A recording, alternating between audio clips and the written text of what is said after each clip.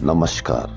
राजस्थान की तमाम फटाफट खबरों में आपका स्वागत है। राजस्थान की खबरों के लिए आपसे निवेदन कि यदि आपने राजस्थान की खबरों के लिए आपके अपने चैनल को सब्सक्राइब नहीं किया है तो कृपया करके राजस्थान की खबरों के लिए आपके अपने चैनल को सब्सक्राइब कर लें। आप सब्सक्राइब करते हैं तो हमें हिम्मत होती है सही और सच्ची खबरें आप तक पहुंचाने की, वरना मीडिया में किस तरह से झूठी खबरें आपको दिखाई जाती है यह आप भली भांति अब समझने लग गए हैं। तो क्या है आज की ये बड़ी खबरें।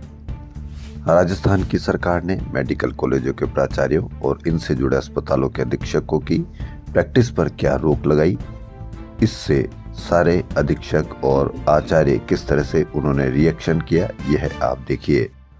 राजस्थान के सरकारी मेडिकल कॉलेजों के प्राचार्यों और इनसे जुड़े अस्पतालों के अधीक्षकों के आनन फानन में योग्यता के नियमों के बदलाव एवं निजी प्रैक्टिस पर रोक लगाने के आदेश का डॉक्टरों ने भारी विरोध शुरू कर दिया है। एसएमएस से जुड़े 12 अस्पतालों के अधीक्षकों ने सोमवार को प्राचार्य डॉक्टर दीपक माहेश्वरी को सामूहिक इस्तीफा सौंप दिया। अधीक्षकों ने सरकार के फैसले को एक तरफा बताया। उच्च स्तर के अधिकारियों ने बिना किसी विचार विमर्श करके ये आदेश जारी कर दिया। Rajasthan medical college teachers association के डॉक्टर धीरज जैफ और डॉक्टर राजकुमार हर्षवाल, चिकित्सा मंत्री गजेंद्र सिंह खीवसर से मिले। इस्तीफा देने वालों में एसएमएस अधीक्षक डॉक्टर मृणाल जोशी, कैंसर संस्थान के अधीक्षक डॉक्टर संदीप जसूजा, मनोचिकित्सालय के डॉक्टर ललित बत्रा सहित सारे अधीक्षक शामिल हैं। एसआई भर्ती 2021 पेपर लीक मामले में राज्य सरकार ने गृह विभाग के मुख्य सचिव व डीजीपी के जरिए एकल पीठ के रद्द करने के फैसले को 2.5 महीने बाद खंडपीठ में चुनौती दी है। सरकार ने कहा कि एसआई भर्ती 2021 का कुछ सेंटर्स पर ही लीक हुआ था। सेंटर से जो पेपर लीक हुआ था वो कुछ अभ्यर्थियों के पास ही पहुंचा था और इसमें कुछ लोगों को ही पकड़ा गया है। ऐसे में कुछ लोगों के चलते पूरी भर्ती रद्द नहीं कर सकते हैं। आरपीएससी से लीक पेपर भी सदस्यों के रिश्तेदारों तक ही सीमित था। ऐसे में एसआई भर्ती 2021 की प्रक्रिया को रद्द करने से न केवल इसमें सही तरीके से भाग लेने वाले अभ्यर्थी प्रभावित होंगे, बल्कि वो अभ्यर्थी भी प्रभावित होंगे जो किसी अन्य सेवा को छोड़कर इस सेवा में आने के लिए भर्ती प्रक्रिया में शामिल हुए थे। मामले की अगली सुनवाई 24 नवंबर को हो सकती है। तो क्या लीक पेपर मामले में यह आपने पता लगा लिया कि कितने लोगों के पास पहुंचा या कितने लोगों के पास नहीं पहुंचा। खबर झकझोरने वाली। गरल और मीठड़ा गांव की सरहद पर बसे 2 परिवारों में सालों से रास्ते को लेकर विवाद है। ऐसे में पड़ोसियों ने डुंगरा राम का रास्ता बंद कर रखा है। 4-5 दिन से डुंगरा राम का 9 साल का बेटा कमलेश बीमार था। रविवार रात को बेटे को अस्पताल ले जाने के लिए एम्बुलेंस बुलाई थी, लेकिन पड़ोसियों ने एम्बुलेंस को रास्ता ही नहीं दिया। सुबह परिजन पैदल ही बच्चे को लेकर अस्पताल पहुंचे, जहां डॉक्टरों ने मृत घोषित कर दिया। घटना के बाद परिजनों ने जमकर हंगामा किया और शव लेकर कलेक्ट्रेट पहुंचे। हमारी नैतिकता कितनी है यह आप इसकी एक मिसाल देखिए। महाभारत का युद्ध हुआ जमीन के लिए, वो जमीन आज भी रखी हुई है, लेकिन उस युद्ध में कितने वीर मरे, कितने वीरों की उस युद्ध ने बलि ली, इसका आप एक मिसाल देखिए। उस जमीन के लिए उन्होंने एक किसी बच्चे की मौत भी उन्होंने स्वीकार कर ली, लेकिन उन्होंने रास्ता नहीं दिया। जयपुर आज 298 वर्ष का हो गया है। जी हां, आज जयपुर का स्थापना दिवस है। सवाई जय सिंह ने 18 नवंबर 1727 को 9 ग्रहों पर आधारित वास्तु के अनुसार इस शहर की नींव ईशान कोण में गंगापोल गेट पर रखी थी। जयपुर के हर कोने में स्थापित 10 प्रमुख gate Gangapol, Zorawar Singh, Suraj Pol, Ghat gate, Sanganeri gate, new gate, Ajmeri gate, Chand Pol, सम्राट गेट और गलता गेट 10 दिशाओं से निगरानी और सुरक्षा प्रदान करते हैं। वहीं शहर में मंत्र, तंत्र, यंत्र का भी संगम है। छोटी काशी के नाम से जाने वाले जयपुर के परकोटे में सैकड़ों मंदिर है, जिनसे रोज सुबह पूरा परकोटा मंत्रोच्चार से गुंजायमान रहता है। परकोटे का तंत्र इतना मजबूत है, वर्षों बाद बारिश के बाद कुछ ही मिनटों में पानी नहीं दिखता है। वहीं आज भी अगर बाहरी वाहनों का प्रवेश नहीं हो तो जाम भी नहीं होगा। इसके अलावा चंद्रमहल के पास बने जंतर मंतर में स्थापित सम्राट यंत्र न केवल समय बल्कि आज भी मौसम की सटीक जानकारी देता है। आज भी बारिश का आकलन इसी से किया जाता है। आपको मीडिया में डर दिखाया जाता है कि किस तरह से आपको किन लोगों से डरना चाहिए, जबकि असली डर आप देखिए RUHS में। जी हाँ, किसी भी गंभीर हादसे में दिमाग, चेस्ट और मल्टी ट्रोमा मरीजों की जान बचाने और वाइटल यानी ब्लड प्रेशर, पल्स और दिल की धड़कन मॉनिटरिंग करने वाले ट्रोमा सेंटर का RUHS हॉस्पिटल में कागजों में ही संचालन हो रहा है। इमरजेंसी में मरीजों को सिर्फ स्थिर करके गंभीर स्थिति बताकर दूसरे अस्पतालों में रेफर किया जा रहा है। क्या आपको इसकी खबर मीडिया ने बताई या ऐसी बताई कि RUHS कागजों में ट्रोमा सेंटर चल रहा है, मरीजों को स्थिर कर रेफर कर दिया जाता है। आपको कहीं पर भी इसकी कोई बड़ी चर्चा देखने को नहीं मिलेगी, क्योंकि बड़ी चर्चाएं तो शाम को 6 बजे से लेकर रात को 10 बजे तक जब आदमी फ्री होता है, परिवार फ्री होता है, तो उसके मन में मीडिया किस तरह से नफरत भर रहा है यह आप समझ सकते हैं। RUHS हॉस्पिटल की इमरजेंसी में न तो अलग ट्रोमा सेंटर का भवन है और न ही स्टाफ। रोज 8 से 10 मरीज रेफर किए जाते हैं। अस्पताल में ट्रोमा सेंटर का नाम भी नहीं दिखता, जबकि कागजों में इसे संचालित बताया है।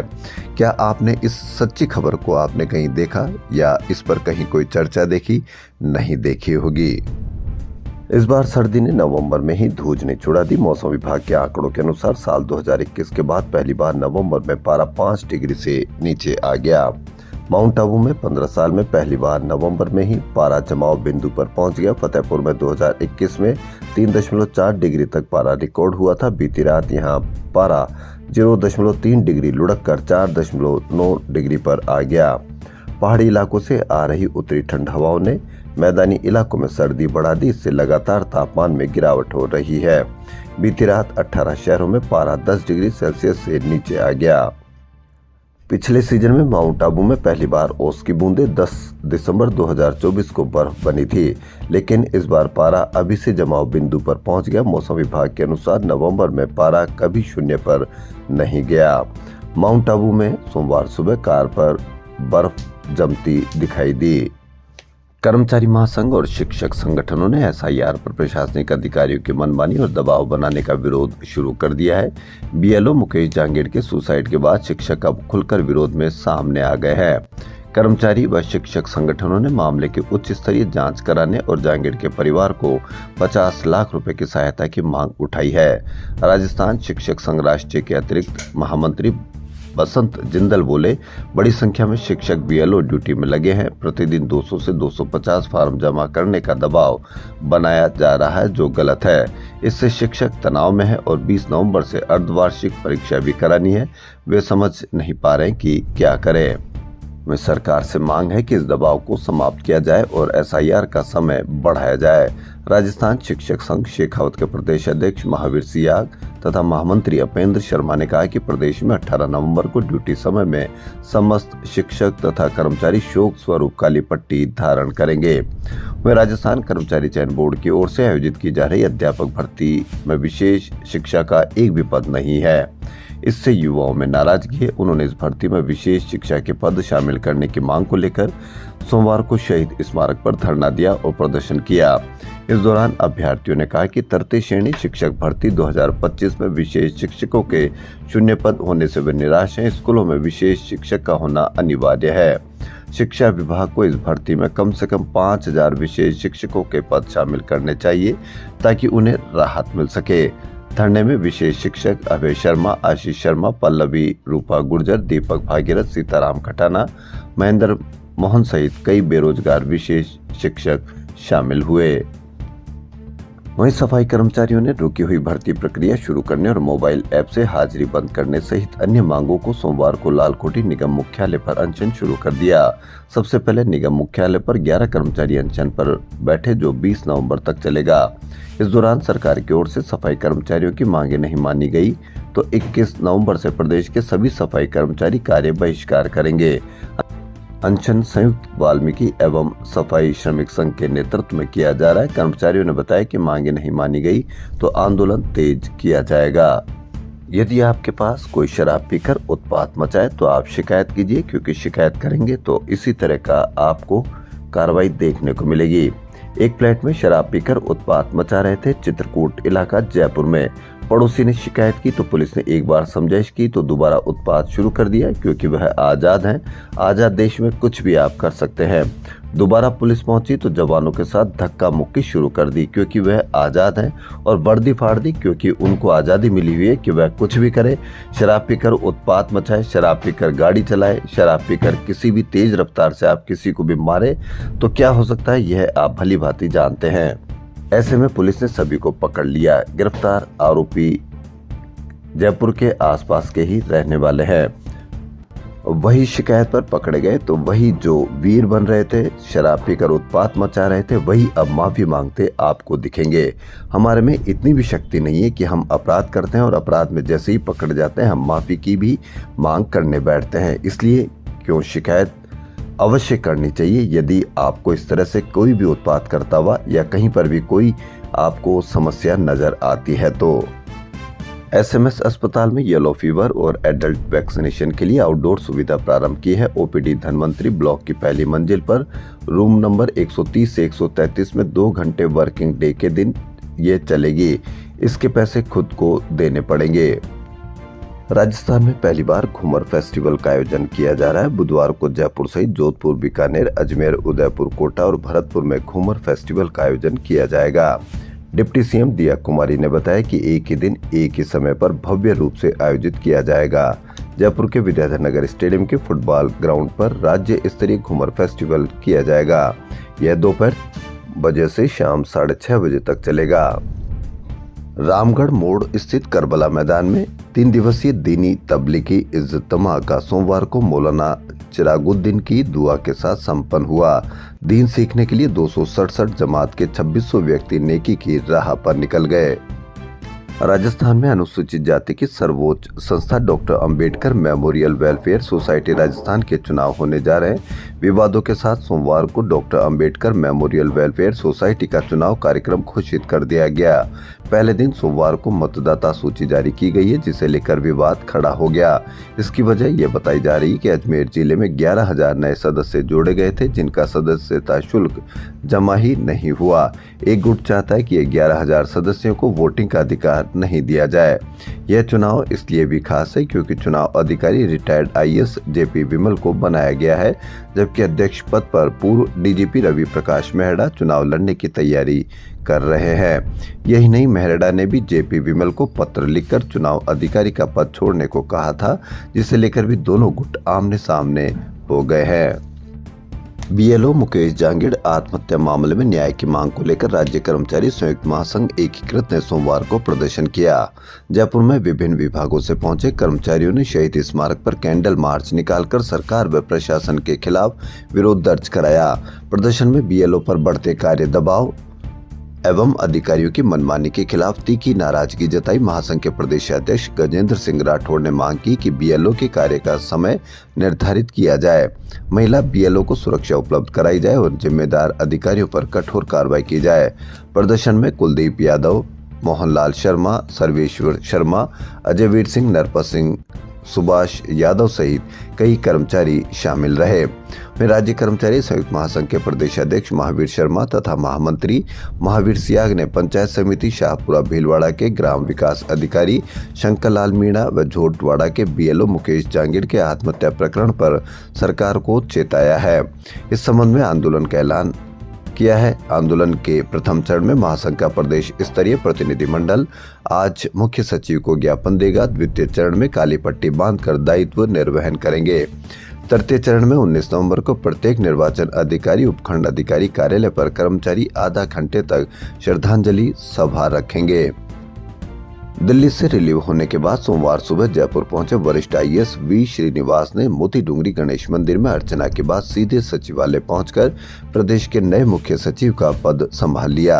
निवर्तमान मुख्य सचिव सुधांशु पंत ने उन्हें चार्ज सौंपा। इससे पहले वी श्रीनिवास और सुधांशु पंत ने सचिवालय के मुख्य भवन के एंट्री गेट पर गणेश मंदिर में मंत्रोच्चार के साथ पूजा अर्चना की।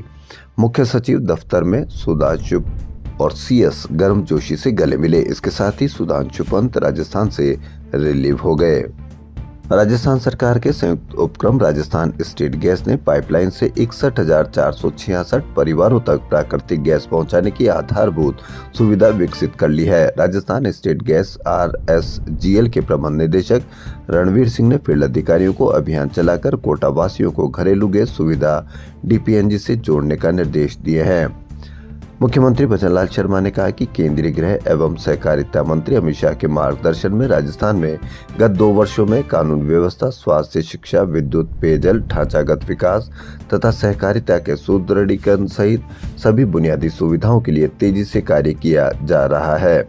उत्तर क्षेत्रीय परिषद के माध्यम से हम सब मिलकर विकसित भारत 2047 के सपने को साकार कर सकेंगे।